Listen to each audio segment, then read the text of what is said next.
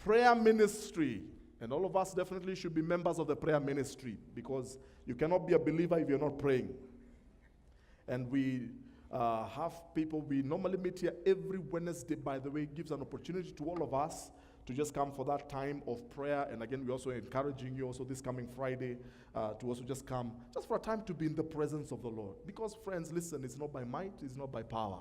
It is by the Spirit of the living God. We need to beseech heaven, the heavens, especially concerning our church, concerning our ministry, and concerning our lives and concerning our nation. By the way, the prayer ministry, I think, is so important. If there's a time we need to pray for our country, I think it is now. I don't know about you, but have you noticed that these scandals, corruption keep increasing by the day? Did you see the drama around KRA in the past few weeks? I mean, wasn't that sad? And when you're looking at some of the people who were involved, you look at their faces. Young people. These were young people. By the way, listen. These are young, educated Kenyans. Just this morning, I think also in the headline, stories of other scandals and everything. And by the way, let me say this. I know if you're maybe, Mweshimi, allow me to say this. Honestly. I think our leaders need to style up. You cannot keep awarding yourselves monies the way you want. 250,000 shillings just for house allowance? And then you want us to still, remember there was supposed to be increasing our taxes, something about housing and everything.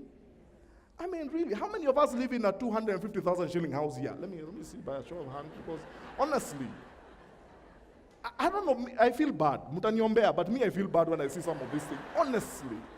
Because I'm thinking, really? How many, leave alone even how many of us earn 250,000 shillings here? How many? I think there's something morally wrong for people who are already earning hundreds of thousands of shillings per month. I think there's something morally wrong. Because you see, when you as leaders, and when we do those kind of things, then you expect the rest of the population to follow suit. You expect us to just be quiet. That's why the fight against corruption becomes a very difficult thing. Because you see, what we are teaching our children, our young people, is that you don't have to work hard. Just sell some fake gold. That's what we're doing in this country. And sometimes I feel sad. I feel absolutely sad, because I feel we are throwing our nation to the dogs. Quite frankly, Kenya is not a poor country. Let nobody lie to you. We are very wealthy. The only problem is that we are stealing too much, unfortunately. I keep thinking, imagine all that money that is being stolen. If it went to the right places, do you know we can change this nation within a very... By the way, can I tell you this? I believe we will eradicate poverty if we just stop stealing. We will eradicate poverty, and the church will stop praying against the spirit of poverty, because it is not a spirit. Let's be honest. It's not a spirit. God has given us everything we need for life and godliness. Everything we need in this country is available. Kenyans are hard-working people. Have you noticed that? Kenyans are, by the way, let me tell you the truth, Kenyans are some of the most hard-working people you will meet on the face of the planet. Kenyans work hard. The unfortunate bit is that you work very hard for so little, that at the end of it, you have hardly anything to show for your hard work. May the Lord help us.